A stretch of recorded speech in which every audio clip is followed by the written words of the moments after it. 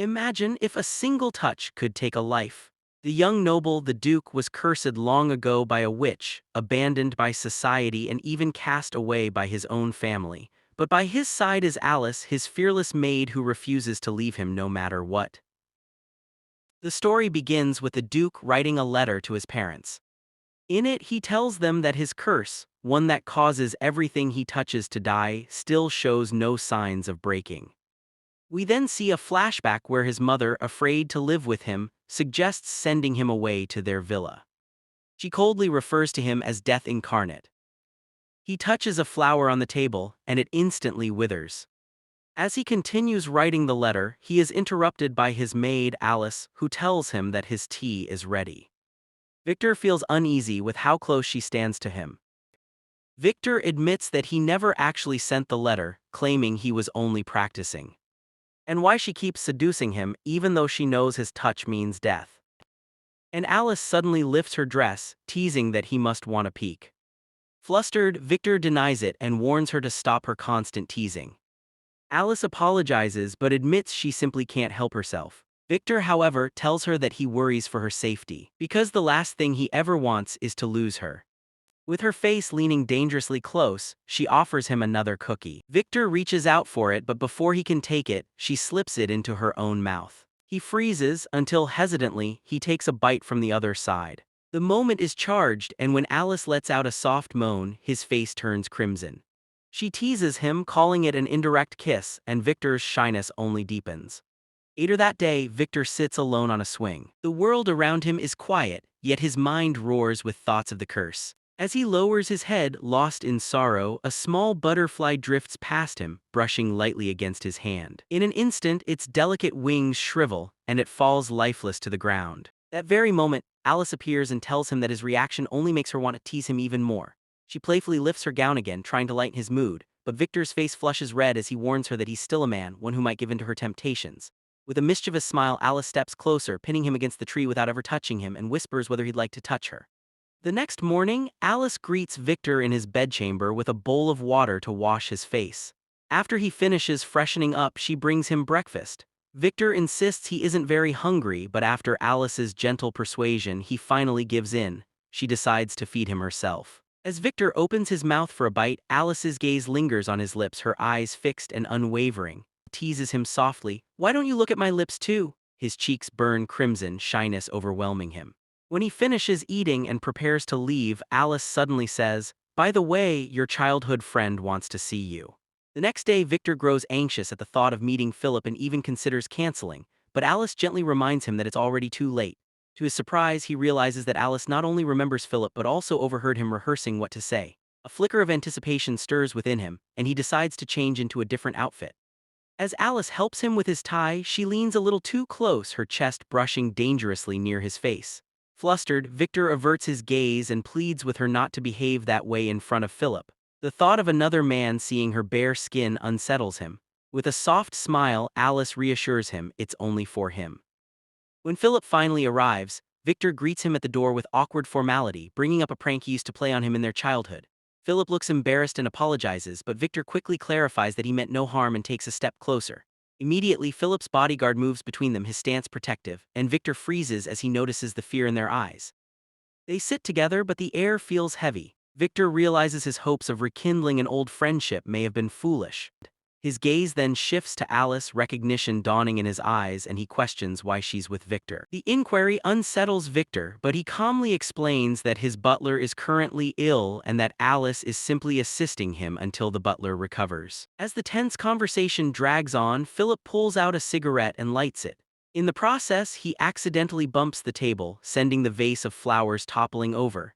Instinctively, Victor reaches out to catch it with his bare hand, only for the roses to wither and die the moment his skin brushes against them. The atmosphere grows heavier, and when it's time to leave, he pulls Alice aside. In a low, urgent voice, he warns her that staying with Victor is dangerous and urges her to come with him instead. Victor overhears the exchange and anger stirs in his chest. He confronts Philip, but Philip recoils, his face pale with fear. "Stay away from me, you're a monster," Philip mutters, stepping back. As he turns to leave, Philip casts one final glance over his shoulder and says coldly, You won't ever see my face again." Alice's heart aches for Victor and she gazes at him with sorrow. Yet, in an effort to keep things normal, he forces a faint smile and says gently, "Come on, Alice, let's have lunch." Victor then sits alone in the garden, reminiscing about all the good times he once had, even with Philip. As he plucks the petals of a flower, he wonders whether the curse will ever be broken and whether his family would ever take him back. He even uses the petals to decide if Alice loves him or not, and to his shock, the final petal suggests that she does. Just then, Alice appears and tells him that dinner is ready. On their way back to the house, Victor confesses that he feels he has no right to love her. He admits that he cannot even touch her and will never know the warmth of another person's body or even their tears. Even if he were to give her a flower, it would wither in his hands. Alice gently picks up the wilted flower and explains that a white rose that has withered means to swear one's whole life to another. Touched by her words, Victor imagines a future where he can place a ring on her finger with his own hands. After that, Victor sits down to read, but Alice leans closer to him with a playful smile, telling him that his reactions are just too cute. Moments later, Rob returns, proudly announcing that he has fully recovered and is ready to serve Victor once again. Victor welcomes Rob back warmly. Rob immediately apologizes to Alice for leaving her with so many responsibilities. Once Rob finishes his tasks, he politely excuses himself, leaving Victor and Alice alone. Victor then gazes out the window and calls Rob a superhuman. He reflects on how Rob has always been by his side, serving as his butler since the days he lived with his family and remaining the only one who followed him into this lonely mansion. Returning to his seat, Victor notices Alice standing silently nearby. He asks why she isn't sitting down. Alice explains that since Rob has taken on nearly all the household duties, she sometimes feels as though her presence might be disturbing him. As Rob serves him tea, Victor expresses concern that Rob might be working too hard.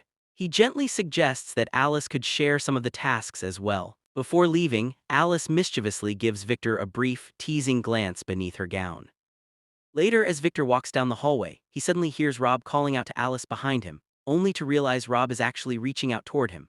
Startled, Victor quickly avoids the touch. From the sound of his voice, Rob notices it's not Alice and apologizes, explaining that his vision has been blurry lately. Victor dodges him again and remarks that it's simply a sign of old age, reminding Rob that touching him could lead to his death. But Rob struggles to even hear Victor clearly. At that moment, Alice appears. Concerned, Victor asks her to help Rob. To his shock, Rob gently holds Alice's face, confirming that she is truly Alice. Victor steps back, confused by what's happening, and almost bumps into a flower vase. But Rob swiftly moves it away and reassures Victor not to worry.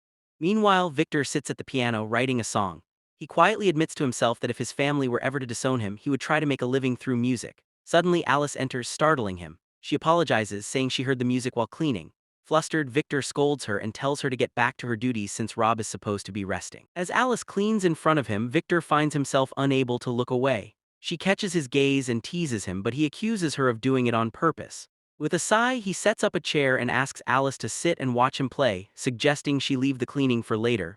Victor begins to play while Alice silently recalls his heartfelt confession in the garden. When the melody ends, she compliments his performance. Hearing this, Alice smiles and is about to kiss Bone when she suddenly backs away, realizing that Bone doesn't want to be kissed. The next day, Bone sits in front of the piano and manifests a good day when he is suddenly greeted by his ugly little sister, Viola. Disturbed, Bone gets mad at Alice for letting Viola enter the mansion without his permission.